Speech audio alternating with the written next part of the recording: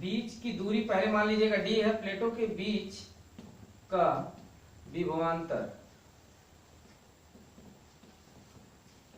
भी हो तो, प्लेटों का बीच का विभवांतर भी हो तो V और E में हम रिलेशन बताए थे आपको।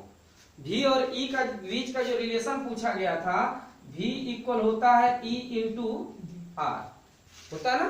R जो थी क्या थी, दूरी थी, तो इस स्थिति में प्लेटों के बीच की दूरी हमने क्या लिया है, D लिया है, तो यहाँ पर हम क्या पुट कर देंगे, D पुट कर देंगे। V equal E into D हो जाएगा। E का मान आप निकाल चुके हैं, तो E का मान आप क्या कर दीजिए, पुट अप कर दीजिए। तो V इक्वल E की वैल्यू अगर हम पुट करते हैं तो E के जगह पे Q by epsilon not A into D, यानी QD by epsilon not A आ जाएगा V का मान। पर हमें निकालना क्या है, धारिता निकालनी है। क्या निकालना है, धारिता। तो यहां लिखेंगे यदि संधारित्र की धारिता C हो तो C का मान आप क्या निकाल लेंगे, यहां से C इक्वल होता है Q बाई V, होता है ना। तो V के जगह पे हम V की वैल्यू जो निकाले उसको पुट कर दें, तो V की वैल्यू अगर पुट करते हैं तो Q का मान, इसका V का मान क्या है, यहाँ Q हो जाएगा but by QD upon epsilon not A। तो Q से Q क्या हो जाएगा, कैंसिल हो जाएगा।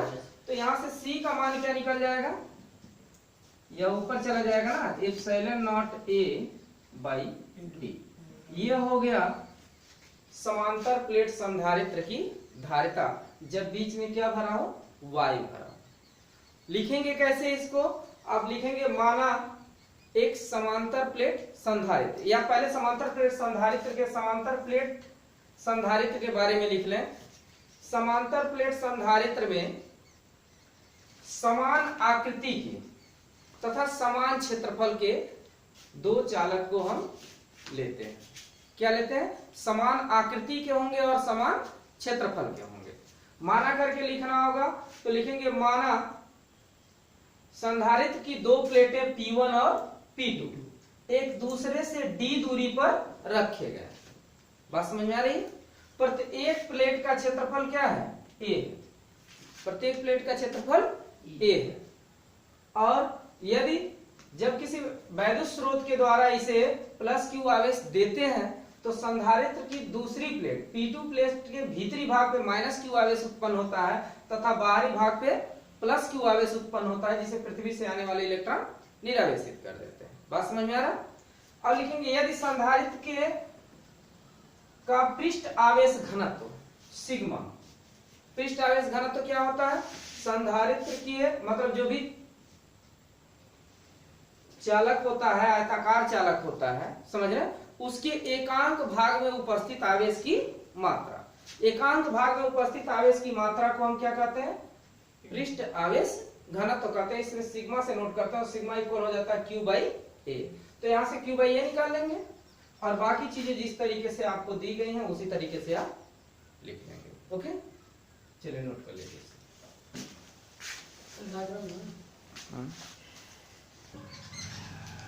ये जो धारिता निकल के आई है वो प्लेटों के बीच जब वायु रखा गया है, यदि प्लेटों के बीच हम मान लें कि K परावैद्युतांक भर दिया गया है, तो उस स्थिति में जो C की धारिता निकल के आएगी वह निकल जाएगी K epsilon not A by D। यह इस स्थिति में है जब प्लेटों के बीच में कोई भी परावैद्युतांक K परावैद्युतांक भरा गया हो तब।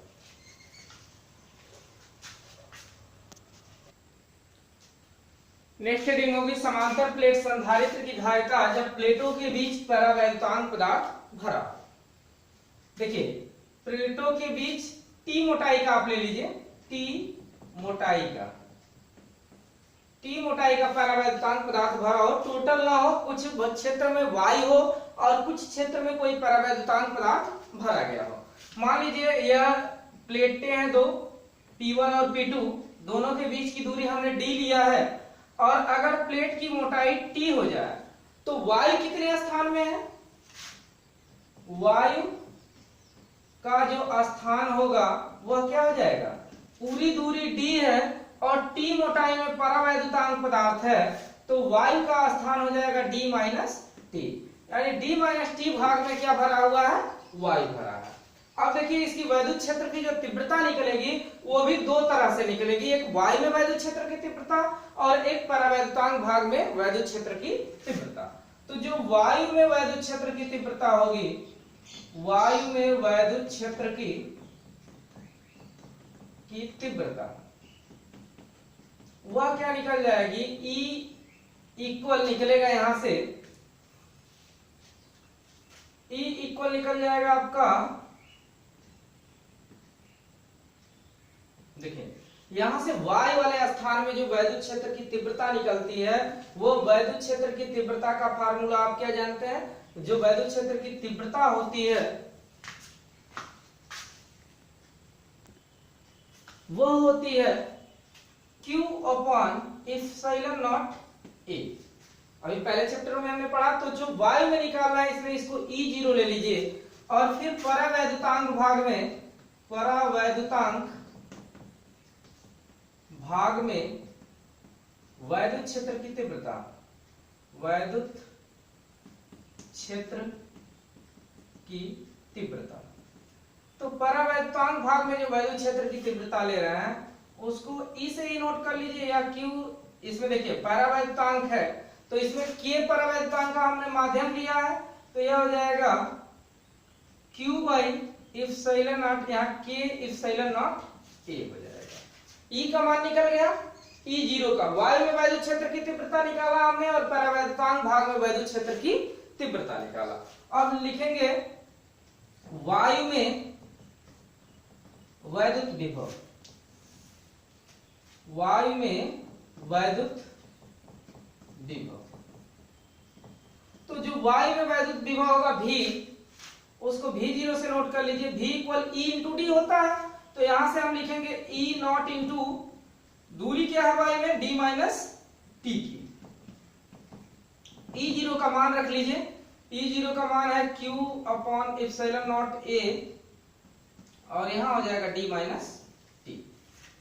अब वायु में निकल गया, परावैद्युतांक भाग में निकाल लीजिए, परावैद्युतांक भाग में वैद्युत विभव। तो परावैद्युतांक भाग में जो वैद्युत विभव होगा उसको हम अगर V,